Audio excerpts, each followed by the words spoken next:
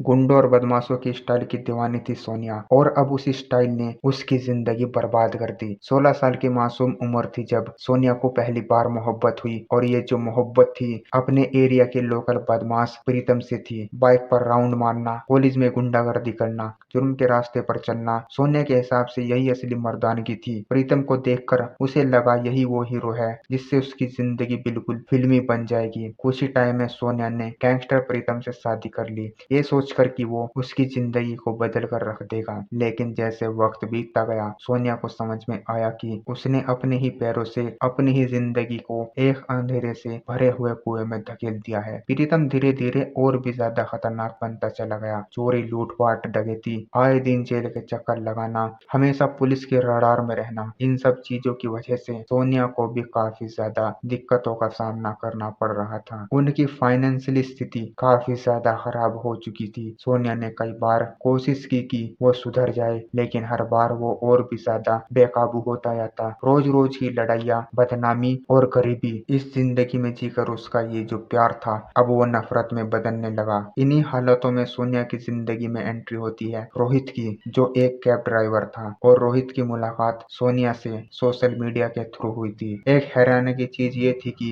रोहित भी अपने पास्ट में एक खूंखार अपराधी था, लेकिन उसने वो सब छोड़ दिया था और एक ईमानदार भरी जिंदगी जीने लगा था। ज्यादातर प्रीतम जेल में रहता या फिर घर से फरार रहता। इसी दौरान सोनिया रोहित से मिलने लगी, उसके साथ घूमने फिरने लगी, प्यार भरी बातें होने लगी, और धीरे धीरे उसे एहसास हुआ कि उसे रोहित से प्यार हो गया है। सोनिया ने अब सोच लिया था कि उसे प्रीतम से तलाक लेकर रोहित से शादी करनी है। इस चीज के बारे में उसने प्रीतम को बता दिया। अब हुआ क्या, प्रीतम गुस्से से खोल उठा। इनके घर में झगड़ा हुआ, मारपीट हुई, और धमकी देते हुए प्रीतम ने सोनिया से बोला कि अगर तूने मुझे छोड़ा तो जिसके पास तू जा रही है उसे भी जान से मार दूंगा और तुझे भी जान से मार दूंगा। 2 जुलाई को दोनों के बीच में फिर से जोरदार झगड़ा हुआ और सोनिया गुस्से में अपने मायके चली गई। रास्ते में उसने रोहित को सारी बात बताई और रोहित से बोला कि प्रीतम को रास्ते से हटाना है। रोहित ने साफ इनकार कर दिया। उसने बोला कि हत्या तो वो नहीं करेगा, लेकिन अगर वो चाहे तो वो किसी को सुपारी दे सकता है, 6 लाख रुपए लगेंगे। सोनिया के पास उतने पैसे नहीं थे, इसलिए उसने वो प्लान वहीं रोक दिया। लेकिन प्रीतम को मारने की जो आग थी वो अभी बुझी नहीं थी। 5 जुलाई को प्रीतम सोनिया को लेने सोनीपत आया। फिर दोनों के बीच में बहस हुई, तमाशा हुआ।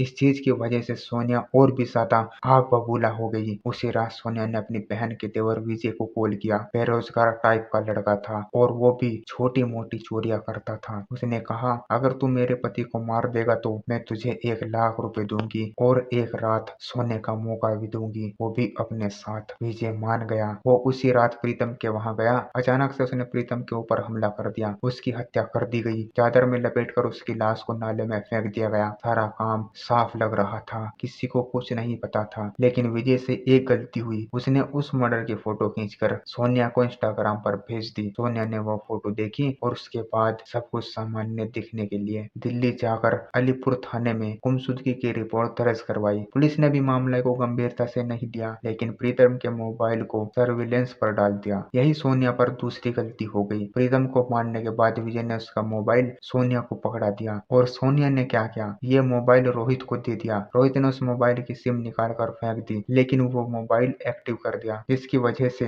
रोहित की लोकेशन के बारे में पुलिस को पता चल गया। पुलिस उस लोकेशन पर पहुंची और पुलिस ने रोहित को गिरफ्तार कर लिया। रोहित से कड़ी पूछताछ करने पर उसने सारी सच्चाई उगल दी। उसने बोला कि मैंने प्रीतम को नहीं मारा, सोनिया ने अपनी बहन के देवर विजय की मदद से प्रीतम को मारा है। पुलिस ने सोनिया को हिरासत में लिया और उसने सब कुछ कबूल कर लिया।